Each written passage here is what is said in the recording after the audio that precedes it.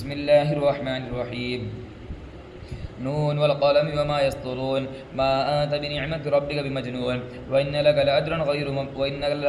غير ممنون وإنك لعلى خلق عظيم فستبصر ويبصرون بأيكم المفتون إن ربك هو أعلم بما ضل عن سبيله هو أعلم بالمهتدين فلا تطع المكذبين ودوا لو تدهن فيدهنون ولا تطع كل حلاف مهين هماز مشاء بنميم مناع للخير معتد أثيم عتل بعد ذلك زنيم أن كان ذا مال وبنين إذا تتلى عليه آياتنا قال أساطير الأولين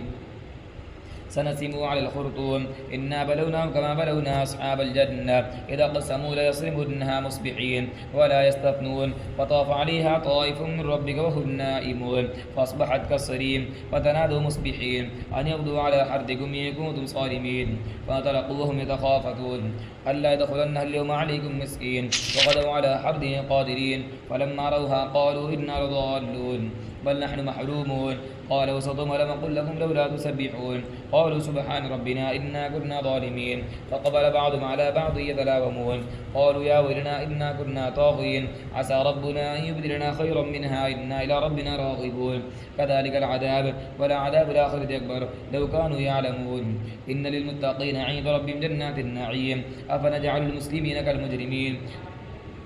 ما لكم كيف تحكمون أم لكم كتاب فيه تدرسون إن لكم فيه لما تخيرون أم لكم أيمان علينا بالغة إلى يوم القيامة إن لكم لما تحكمون سلهم أيهم بذلك زعيم أم لم شركاء فليأتوا بشركائهم إن كانوا صادقين يوم يكشف عن ساق ويدعون إلى السجود فلا يستطيعون خاشعة أبصار ترهقهم ذلة وقد كانوا يدعون إلى السجود وهم سالمون فذرني ومن يكذب بهذا الحديث سنستدرجهم من حيث لا يعلمون وأملي لهم إن كيدي متين أم تسألهم أجرا فهم من مغرم مثقلون أم عندهم الغيب فهم يكتبون فاصبر لحكم ربك ولا تكن كصاحب الحوت إذ نادى وهو مكذوب